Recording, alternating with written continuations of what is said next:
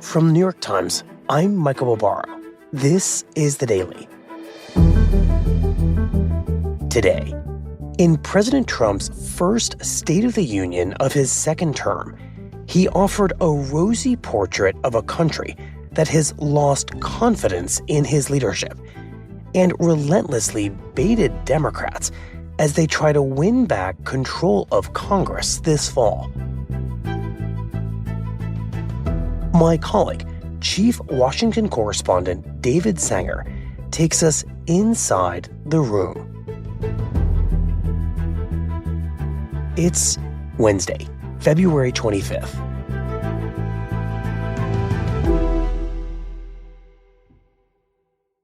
David, good evening. Hey, Michael. We're back again. We're back again. This is your second episode, I think, in 2 days. It's about 11:30 p.m. on Tuesday night, and the president just wrapped his State of the Union address, and it was a very long State of the Union address. Oh, yeah. It was an hour and 47 minutes. You know, for years, we thought that Bill Clinton set the record at 99 minutes. Right. And people couldn't believe how verbose he was. But Donald Trump has shown consistently he can go longer. And he did go longer. This was the longest, by New York Times history calculations, State of the Union in history. Yep. Well, David, as you know well, every State of the Union, no matter its length, feels deeply grounded in the moment in which it is delivered. And I want to start there with you, with the stakes of this speech for President Trump as we went into this speech on Tuesday night. Well, he had a lot to get done because a year ago, he was coming in fresh from a big electoral victory. People were kind of tired of the Biden years. Now he came into this one with polls showing that voters have turned on President Trump pretty severely, that more than 60% are saying that his priorities are not their priorities. They're concerned about affordability and inflation. They're worried about tariffs and were a little bit relieved when the Supreme Court seemed to step in and say the president overstepped his authority. They're concerned that we've put a good percentage of our Navy and Air Force off the coast of Iran for what may be an invasion that people are still pretty apprehensive about. And there's a midterm election looming, and a lot of very nervous Republicans who have backed President Trump sitting in that audience worried about what it is that they'll be stuck with come November. So he had a lot of hurdles to go cross tonight. Right. I would say that an economy Americans are extremely anxious about. A tinderbox potential war in the Middle East, a tariff ruling that went against him, all in an election year makes for about as high stakes a State of the Union as you can really imagine. So take us into the room as this speech gets underway. Mr. Speaker, the President of the United States. So the president walked in with the usual introductions, each one of which leads to a burst of applause.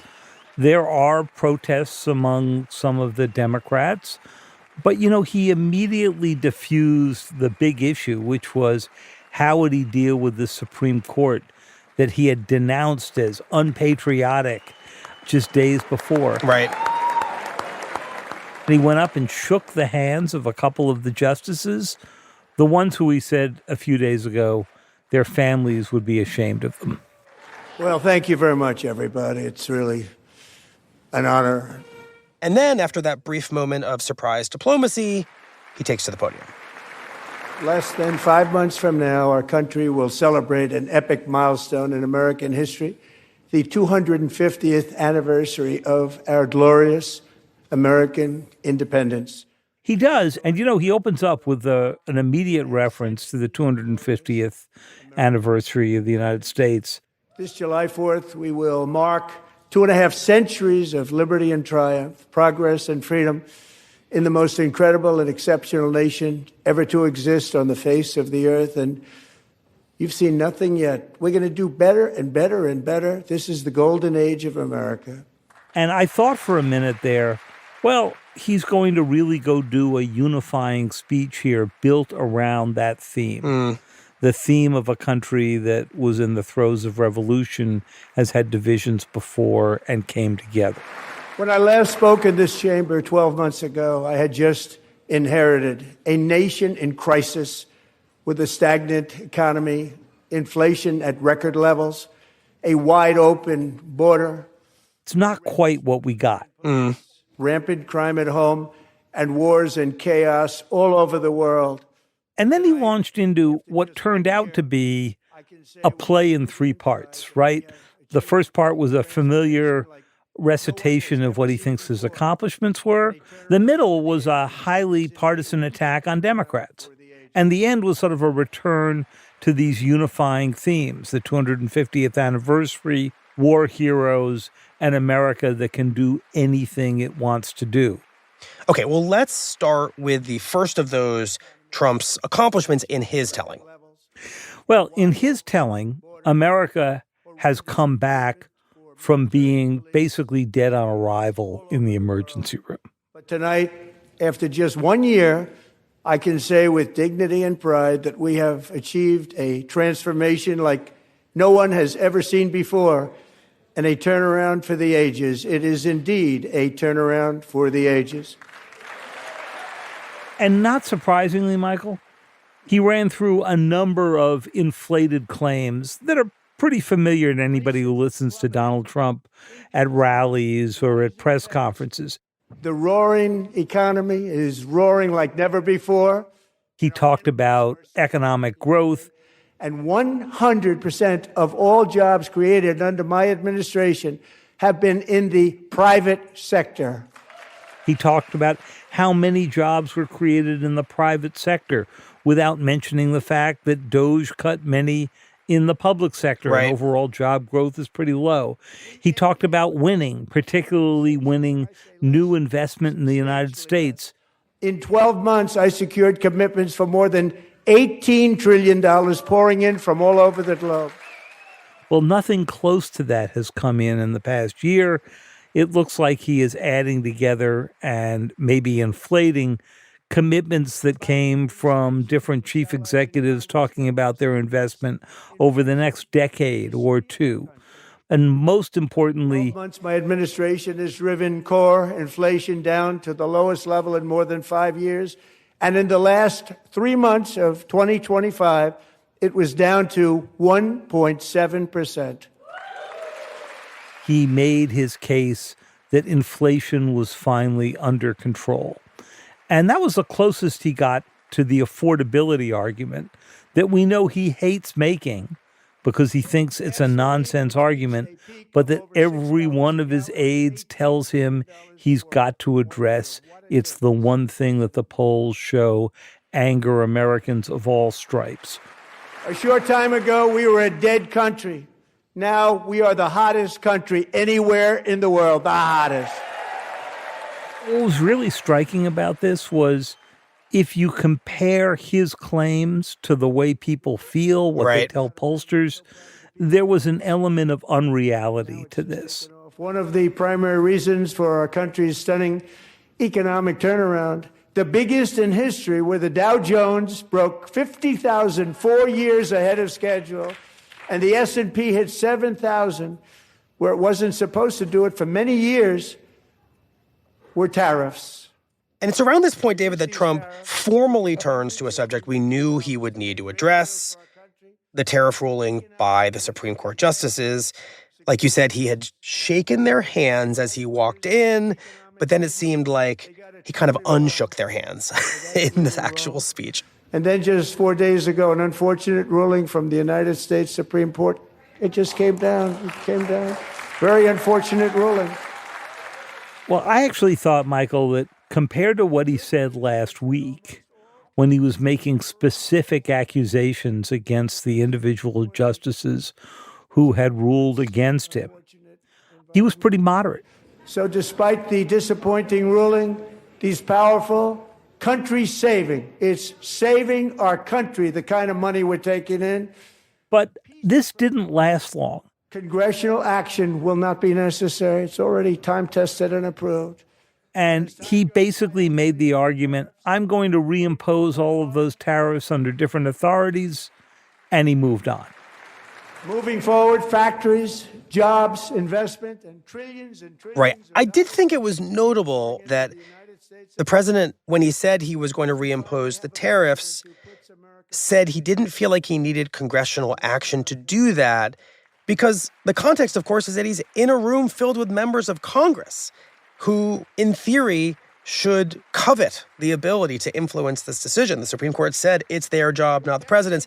And instead, the president looks at all these members of Congress and basically says, I don't need you. I'm going to do this anyway. You know, that's a theme throughout his presidency. This is not a president who wakes up in the morning and thinks about bills he's going to go push through Congress. This is a president who wakes up in the morning and thinks about what authorities he has or can claim to have so that he can do things by executive order. Because we finally have a president who puts America first. I put America first. I love America. And then the president turns to what, David, you have termed the second act of this speech, the Partisan Act. For decades before I came along, we had the exact opposite. Especially as he turns to the topic of immigration. Well, you know, Michael, if you think that the first part was sort of delivered by the good Donald Trump, the one who seemed sort of jovial, the tone changed as soon as he got into this middle section. Under Biden and his corrupt partners in Congress and beyond, it reached a breaking point with the Green New scam, open borders for everyone. They poured in by the millions and millions from prisons, from mental institutions. They were murdered. He immediately goes into setting up this kind of rhetorical motif in which he attacks Democratic cities, and he begins to run through his now familiar list of ills he thinks Democrats have brought to the United States. But when it comes to the corruption that is plundering, it's plundering America. There's been no more stunning example than Minnesota. So he blamed the Somalis in Minnesota for fraud. This is the kind of corruption that shreds the fabric of a nation, and we are working on it like you wouldn't believe. He went after sanctuary cities. He defined his immigration effort as an effort to get the worst of the worst out. And we're getting them the hell out of here fast. We don't want them. Skimming over right away others with no criminal record who have been deported. And, of course, the shootings of 2 American citizens in Minneapolis. The only thing standing between Americans and a wide-open border right now is President Donald J. Trump and our great Republican patriots in Congress. Thank you. Thank you. Right. It kind of felt like he was trying to reclaim the topic of immigration, which has gone from being a strength into being a vulnerability for him. But in the process, he did not represent what's actually unfolded under his leadership. But he had a deeper goal here, which was to set up the Democrats, who, of course, were sitting on their hands while the Republicans were applauding each one of these. One of the great things about the State of the Union is how it gives Americans the chance to see clearly what their representatives really believe. And then at one point, after he has built up to this crescendo. So tonight I'm inviting every legislature to join with my administration in reaffirming a fundamental principle. If you agree with this statement, then stand up and show your support. The first duty of the American government is to protect American citizens, not illegal aliens. He asks everyone to stand if they agree with him, knowing that he would get the image of Republicans who are standing and Democrats who remain sitting. Isn't that a shame? You should be ashamed of yourself not standing up. You should be ashamed of yourself.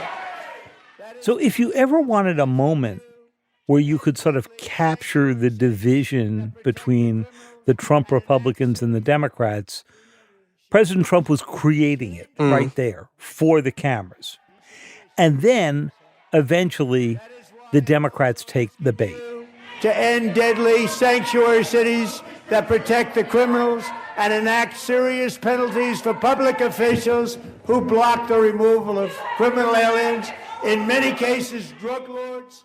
And not surprisingly, Representative Ilhan Omar, who he has attacked repeatedly, begins yelling at him, and he has a few exchanges with her. Right. At one point, she says, "You killed American citizens." She wants to distinguish between what he's arguing, which is there's a problem with illegal immigration, and what she says is the problem, which is you guys are so overzealous that you're hurting American citizens.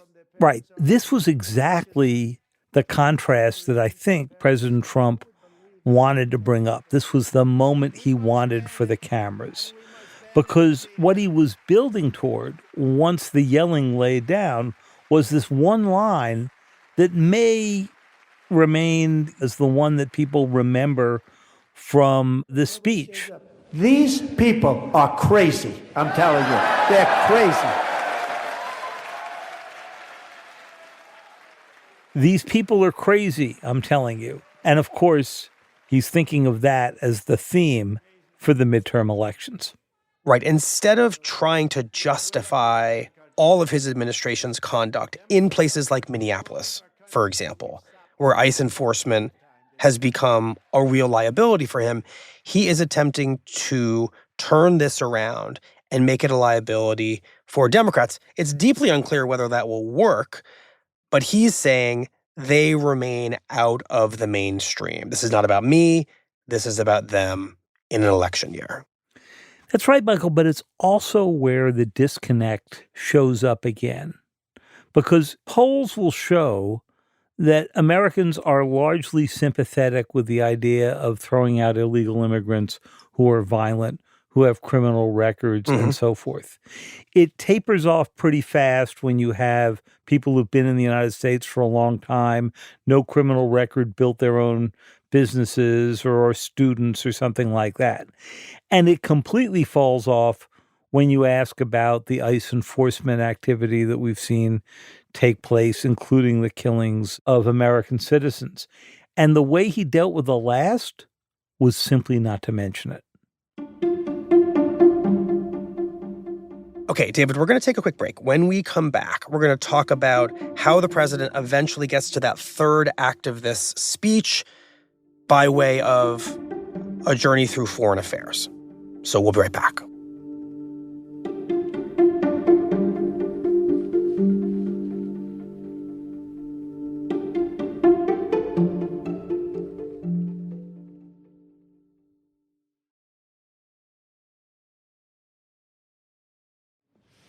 We're proudly restoring safety for Americans at home, and we are also restoring security for Americans abroad. So, David, about an hour into this speech, President Trump turns to international affairs and his role in bringing about the end to a whole lot of conflicts, as he puts it. Well, yes, that's right, Michael, because our country has never been stronger. My first 10 months, I ended 8 wars, including... Of course, he repeats the somewhat dubious claim that he has single-handedly ended 8 wars. And there are a couple he can take credit for, but what's important here is the Democrats kind of laughed at him. You're sick people. And the Republicans all applauded him on it. He then turned to what was clearly his biggest success. Under the ceasefire I negotiated, every single hostage, both living and dead, has been returned home. Can you believe that? He talked about the agreement that brought all the hostages, living and dead, out of the hands of Hamas. That was a truly remarkable accomplishment. Nobody thought it was possible. And then overstated the ceasefire that has followed, which has been pretty rocky. Mm-hmm. Then he just glided by what 4 years ago was the dominant subject of the State of the Union. And we're working very hard to end the 9th war, the killing and slaughter between Russia and Ukraine, where 25,000 soldiers are dying each and every month. The Russian invasion of Ukraine, which happened 4 years to the day before this speech. A war which would have never happened if I were president, would have never happened. And while President Biden was out there 4 years ago getting bipartisan applause for his promise to stick with Ukraine thick and thin, in this case, the president simply said he's working on it, that there have been awful casualties, and he just wants to bring the war to an end. Right. He steadfastly refused to offer any real support to Ukraine. Which was the one thing the Ukrainians were looking for today on the 4th anniversary. Just the message that we're with you. Mm-hmm. And they didn't get it. As president, I will make peace wherever I can, but I will never hesitate to confront threats to America wherever we must. And then the president pivots to the international subject that all of us were wondering whether he would get to, and if he got to it, how thoroughly he would broach it, which is Iran. For decades, it had been the policy of the United States never to allow Iran to obtain a nuclear weapon. Many decades. That's right. And I'd say this was, in some ways, the lost opportunity of the speech. Just explain that. Well, he brushed by the topic of Iran so quickly that if you were a casual listener, you would never have known that we've got something like a third of the U.S. Navy and a good deal of the American air power that's available around the globe parked off the Middle East, and that within a few days, we could well be in a situation where we're in an enduring conflict with Iran. They were warned to make no future attempts to rebuild their weapons program, and in particular, nuclear weapons, yet they continue. Starting it all over. We wiped it out, and they want to start all over again. So he ran through Iran's offenses over the many years. He raised the possibility that they were trying to reconstitute their nuclear program, which was pretty remarkable because 8 months ago he was saying he obliterated the nuclear program and they wouldn't be able to restart it for years. Right, in a previous attack. Yeah, that's right. That was in the June attack on the 3 major enrichment sites. They've already developed missiles that can threaten Europe and our bases overseas, and they're working to build missiles that will soon reach the United States of America. He talked about their missile developments. He talked about 32,000 Iranian protesters who had been killed during the uprisings last month. We stopped them from hanging, a lot of them, with the threat of serious violence. But what was strange about this, Michael, was he never used the moment to explain what he was trying to accomplish with all of that military firepower sitting off of Iran. Was he trying to stop the nuclear program or overthrow the regime or protect the protesters? He simply did not say. And that's the one thing that everybody was listening for the most.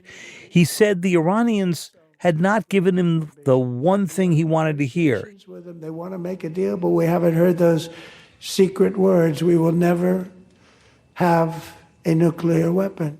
We will never have a nuclear weapon. Well, of course, the Iranians have said that many times. In fact, their foreign minister tweeted it out a few hours before the speech.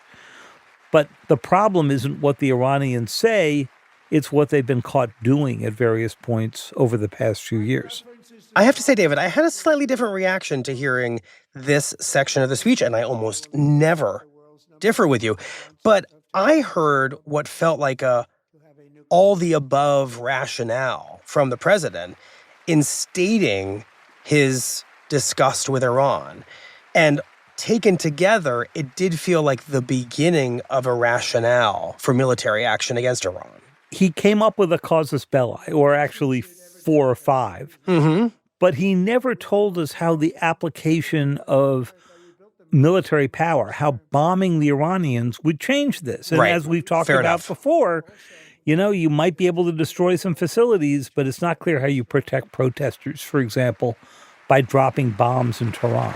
We're also restoring American security and dominance in the Western Hemisphere, acting to secure our national interests. It's interesting, at least it was to me, that the president chose to juxtapose his implicit threats against Iran with his already very explicit actions against Venezuela. That's right. And America's armed forces overwhelmed all defenses and utterly defeated an enemy. He talked about that operation. And this was an absolutely colossal victory for the security of the United States, and it also opens up a bright new beginning for the people of Venezuela. He then brings into the hall Chief Warrant Officer 5, Eric Slover, the helicopter pilot who was part of the Maduro raid. While preparing to land, enemy machine guns fired from every angle, and Eric was hit very badly in the leg and hip, one bullet after another. He absorbed and four who agonizing took shots. incredible amounts of fire. His leg was shattered. Then, even as he was gushing blood, which was flowing back down the aisle, helicopter lands at a steep angle. He lands the helicopter despite the fact that he's bleeding, and the president describes this in somewhat gory detail. So we have a surprise for Eric and Amy. In recognition of Eric's actions above and beyond the call of duty. And then, of I would course, now like to they pass give the pilot the Medal of Honor right there in front of all of Congress and everybody who's watching. With our nation's highest military award, the Congressional Medal of Honor.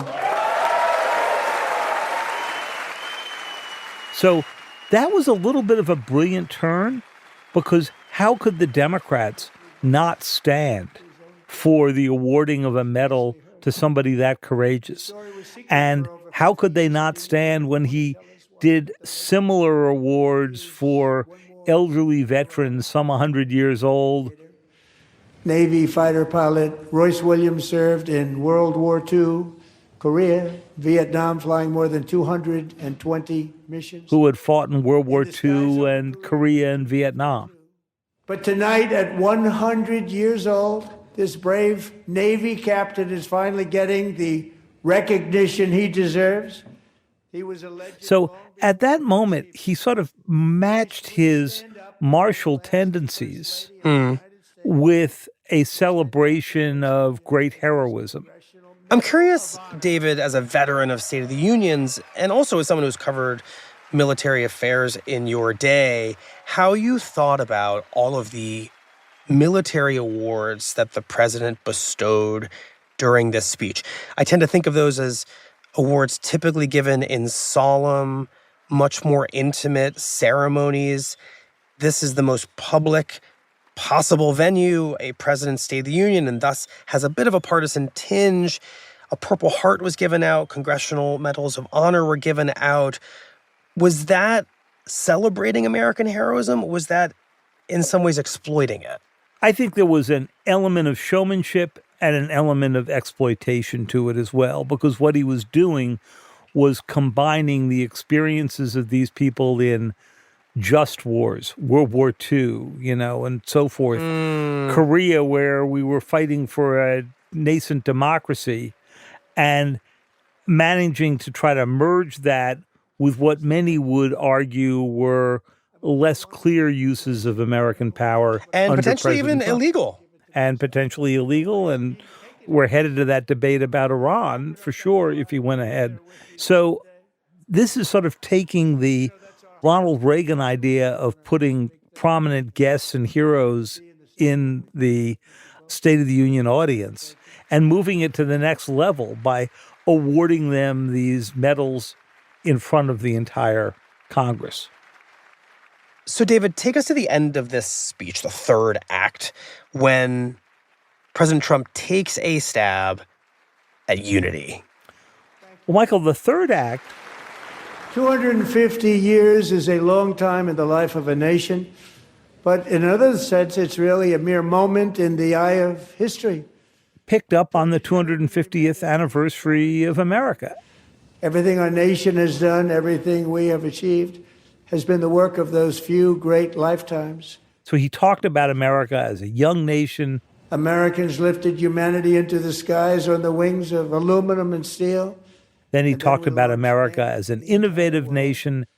All of this and so much more is the enduring legacy, unmatched glory of the hardworking patriots who built and defended this country and who still carry the hopes and freedoms on all of humanity's backs. Then he talked about Americans as people who could never be defeated, whose ideas and spirit sort of carried through and could do anything in the world. There is no challenge Americans cannot overcome, no frontier too vast for us to conquer, no dream too bold for us to chase, no horizon too distant for us to claim. For our destiny is written by the hand of Providence, and these first 250 years were just the beginning. Who did that sound like? Joe Biden, who used to say at every speech, Right. There's nothing Americans can't accomplish. And in some ways, it was not like Donald Trump, but he delivered it with some passion. And it made you realize that he has within him the ability to talk in unifying terms. He just can't help himself. And our future will be bigger, better, brighter, bolder, and more glorious than ever before. Thank you, God bless you, and God bless America.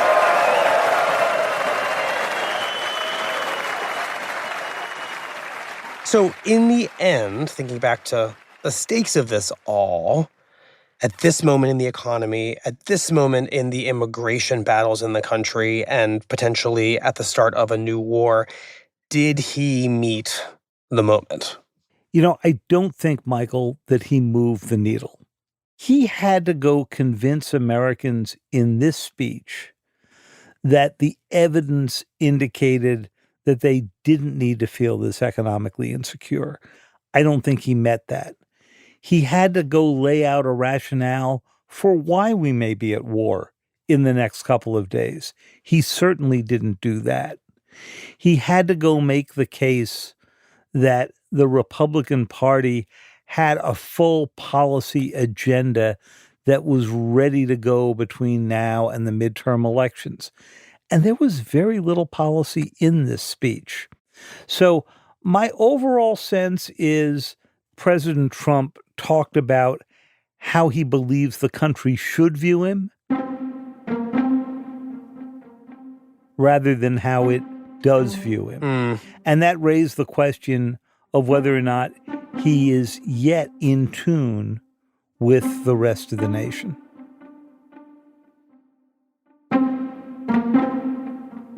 Well, David, it is now almost 1 a.m. It's time for you to go to bed. It certainly is. Thank you very much. Appreciate it. Thanks much, Michael.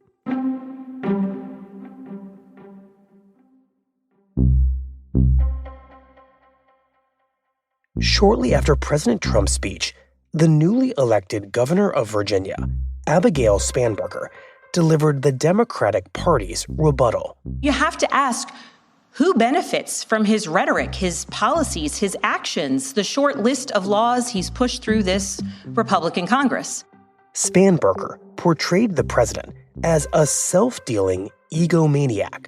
Somebody must be benefiting. He's enriching himself, his family, his friends. The scale of the corruption is unprecedented. Cozying up to foreign princes for airplanes and billionaires for ballrooms, putting his name and face on buildings all over our nation's capital. This is not what our founders envisioned, not by a long shot. And said that at the end of the day, both the president and his agenda are deeply out of touch with regular Americans. Is the president working for you? We all know the answer is no. We'll be right back.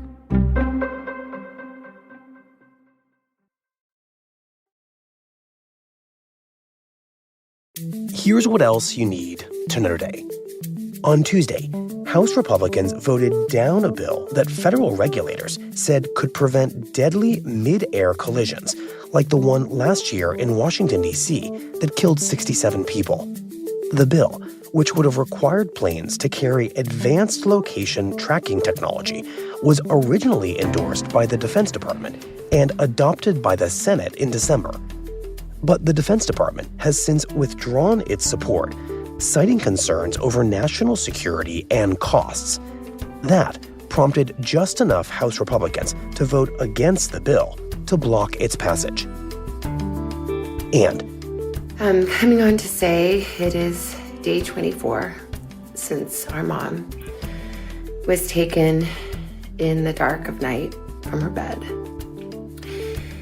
And every hour and minute and second and every long night has been agony. in her latest plea with the public, Savannah Guthrie, the Today Show co-host, said that her family was offering up to $1 million for information that leads police to find her mother, Nancy. Someone out there knows something that can bring her home. Somebody knows. And we are begging you to please come forward now.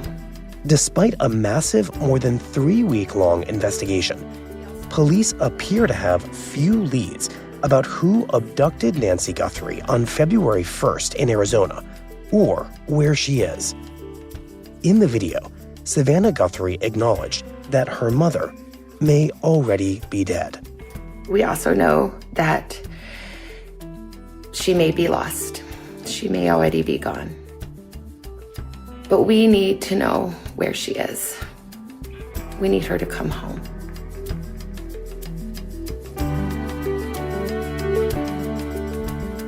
Today's episode was produced by Ricky Novetsky, Olivia Natt, Mary Wilson, and Asta Chaturvedi. It was edited by Rachel Quester and Liz O'Balin. Contains music by Diane Wong and Dan Powell, and was engineered by Chris Wood. Special thanks to Afim Shapiro.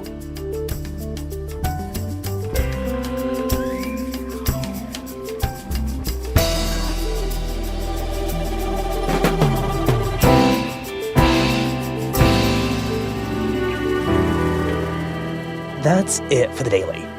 I'm Michael Barbaro. See you tomorrow.